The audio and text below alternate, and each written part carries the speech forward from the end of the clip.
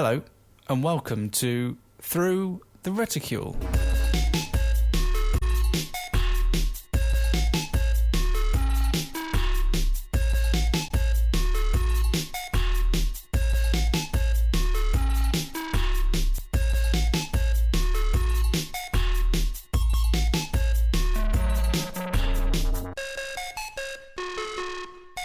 So here we are, this is the first episode of Through the Reticle in this, the year of our Lord, 2014. Or is it 2014? I can never remember the correct etiquette around these sort of things, so we'll just go with 2014. Happy New Year for you. I hope that so far the new year is bringing with it all the joy, hope, and virtue that you wished for one drunken night back in December. If, however, that feeling has passed, then you can easily see its hasty return by engaging with us folks here at In Retrospect. Go on to iTunes, leave us a review, tick the upwards thumb on Stitcher Radio, subscribe on YouTube, like on Facebook, and follow on Twitter. Simply put, search for In Retrospect Podcast and you'll find us. And I want to take a moment to thank you for that and to wish you the best in this new year. Right, so now all that gubbins is out of the way, I can continue with the show, which I guess slinks neatly into this theme of doing something new, kind of. You see, over the past several months or so, I have developed a mildly unhealthy habit of spending my time watching Let's Play videos. I admit that I could be watching worse things online, but more specifically, I've been regularly keeping abreast of the personal channel of the Escapist magazine's reviews editor, Jim Sterling, and his constant and varied stream of gaming content.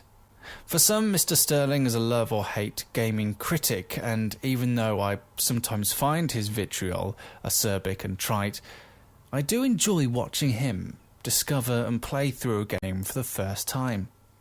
There's something voyeuristic about the practice, and the continuing growth of the content online goes to prove that there is an engaged and excited audience who are content with spending their time watching other people play games rather than play them themselves.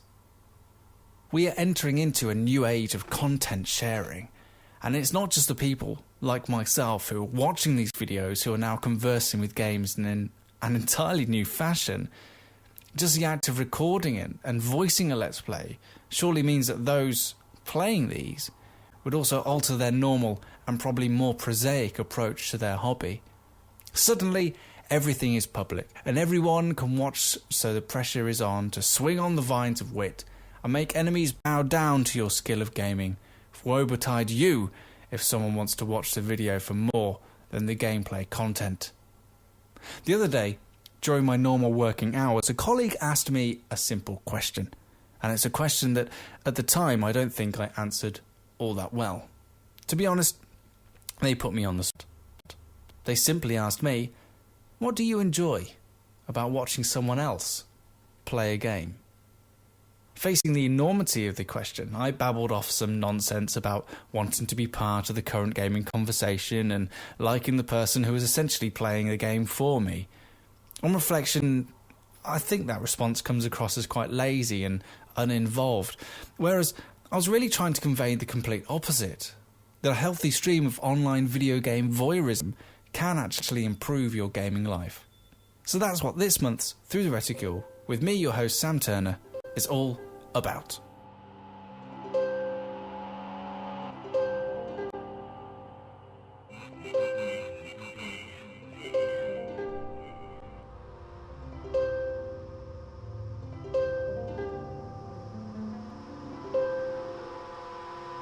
To tell the truth, there has been a small part of me that has always enjoyed watching other people play games. It most probably stems from the fact that, for the early part of my gaming life, I was resigned to watching my brother play his PlayStation from afar. As I was the youngest, my small sticky fingers were not trusted with this more mature device. Very quickly, therefore, I learnt to get the most out of watching him play. I taught myself about the intricacies of the heads-up displays. I watched as his ammo went from 100 to 0 and nodded silently, of course, when stocks needed to be replenished. I employed the same tactic when it came to health, and also I was a keen scout of the environment, looking out for enemies, secrets, and hidden gems. When I watched my brother play, I quickly developed the habit that he wasn't the most important part of what was going on. Sure, he was the active element of the on-screen action, but there was far more besides than the avatar flailing around on screen. By watching someone else play a game, I don't think you're developing a lazy habit. Instead, I think you're allowing yourself to engage yourself to another way of viewing the medium. If you've ever listened to an audiobook, then you will instantly recognise that strange but enjoyable feeling of having an active experience becoming a passive one. That change is enjoyable for many reasons, because of course it takes a lot less effort, but once that part of the brain that was once concerned with mechanics, gameplay and controls is let loose to explore narrative, characterization and the manifestation of all that I've mentioned before, then the experience completely changes. Watching a game can not only enhance your perception of it from an entertainment point of view, but I think it can also have an effect of your critical reading of the title. Of course, I wouldn't recommend that if you're a gaming journalist that you effectively say, well, I've watched the film, it'll be fine. But I think that if you both play and watch the same game, the juxtaposition between the attached and detached experience could really change how you view the title. For example, before the gang and I put together our special series focusing on Naughty Dog, which you can listen back to on the website incidentally, we all endeavoured to play through the Uncharted titles for one more time. Luckily, we were all sharing the same wall space for a weekend one time, and we took it in turns to play through Uncharted 2 among thieves. The constant switching from playing to watching, watching to playing, meant that critically, I, for example, was able to see things in the game that I missed due to being such an active part of the gaming mechanics. You could appreciate more of the characters' animations, and especially the interactions between them. Equally, you could also increasingly shirk at some of the magnetic exploration design and complicated camera angles, all factors that you're probably keen to ignore when playing the product.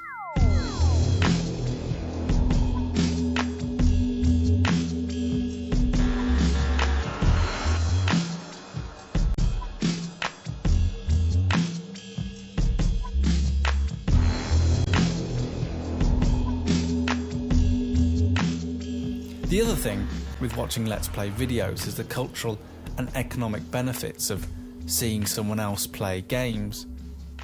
Due to YouTube's monetization policy and the popularity of the titles, it's quite common that the majority of people putting themselves out there, as it were, play a veritable smorgasbord of different titles and genres on variable platforms. Personally, what I enjoy most about watching Jim Sterling's squirty play videos, as he calls them, is that often he's playing titles that I would find difficult to get hold of, mainly due to both financial and technical restraints. Through these videos, and a stable internet connection of course, I can see the latest developments and trends within PC gaming. I can get a steady grasp of genres I've never experienced before and see how developers are adjusting to this new generation. The fact is that even online magazines and websites struggle to convey and broadcast such a wide variety of titles, and watching a different Let's Play video each day does stop me from thinking that the video game market is losing creativity and originality. In this sense, the games are also clever marketing opportunities for developers, and even though YouTube are beginning to clamp down on those who choose to monetize their content, developers like Blizzard especially are encouraging users to ignore the threats and keep on showing other folk the depth, complexities and varieties of what they're producing. Now, whereas all these things are true, it's probably more important that the reason Let's Plays have become so crucial and indeed so vital to the gaming conversation is the personalities of those who make them. As I said previously, I seem to be stuck with Sterling, and enjoy most his views and comments on the games that he plays. What interests me as a former games reviewer is how he analyses and comments on the games he is playing. Watching his videos gives me an insight into how another and well-respected critic in this case starts going about their craft and begins to explore the title. Of course, he's not playing the majority of the games for review, but it's interesting to read the reviews of those games that started out as simple screen captures, but then ended up as written word. Moments of the review, instead of being captured in plain black and white, are suddenly filled with colour, as I can associate the exact moment when he played the game and formed those views. Due to the fact that in some small part I've been watching Mr. Sterling play the game, it can enhance the written word in front of me. It's strange, but what was a throwaway aside about how a game looks and feels in a Let's Play video easily becomes a paragraph of effective journalism, and importantly reminds me that everyone who plays a game does develop a critical eye. Let's Play videos can therefore be a perfect accompaniment to online news. I think they are certainly more effective at showing content than an actual video review, which tends to go for the more bombastic and climactic visuals in order to draw in the viewer. The open engagement of the Let's Play culture means that when it comes to formulating and sharing your opinions in a more concise and agreed manner, your audience have been party to reviews before, and they've seen the way that they've been developed and spawned. Maybe if more review writers accompanied their reviews with short Let's Play segments, the conspiracy theories about certain outlets giving games above average or below average scores would subside. After all, the new generation of gamers are now being actively encouraged to share and perpetuate their online personas and opinions. Handy buttons are splayed across the dashboard, and the controllers now scream out to the holder and navigator that they can show other people what they're experiencing and how they feel about it in real time. Suddenly, everyone has access to the same audience, and even though this will have an impact on the way we review and critically look at games, when you tell someone that they have an audience to play up to, as viewers, we cannot always be certain we're getting a genuine experience.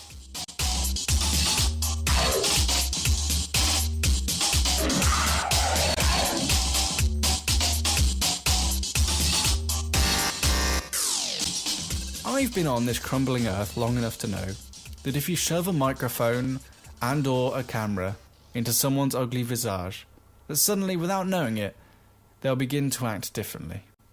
Their outwardly going demeanour will start to shrink and shirk, or their shy nature will bloom into an uncontrollable and chaotic experience.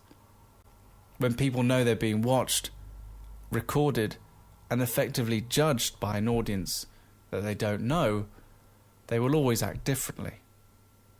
The ones that behave best are the ones that can craft a persona or a version of themselves that's an amalgamation of their personality, conveying to an audience an enthusiasm for their craft and welcoming them into their performance.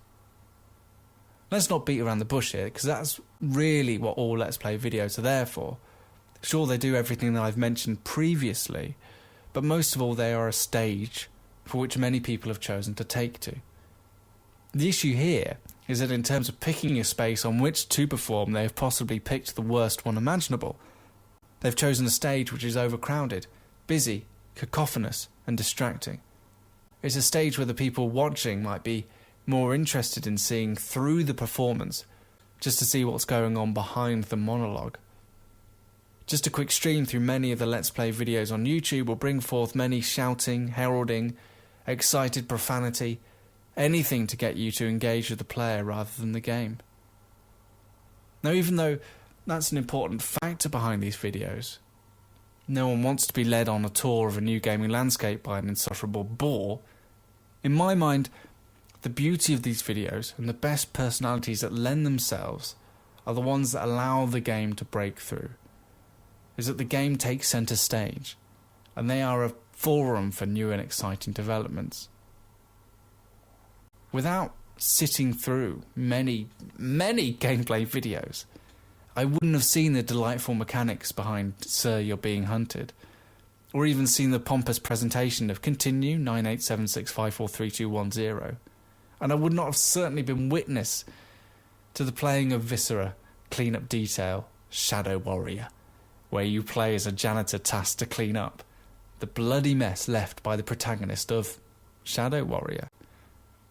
Granted, these are experiences I'll probably never know firsthand, but I feel like I've been part of that conversation, and that I can see the direction that games are going in the future. If you have a spare 20 minutes free today, then I urge you to go and find one that you like and stick with that person. Being the voyeur has many benefits. And when it comes to games, sometimes there's nothing better than letting the interactive medium that we all know and love become passive and let it wash over you like a soggy mop. So thanks very much for listening.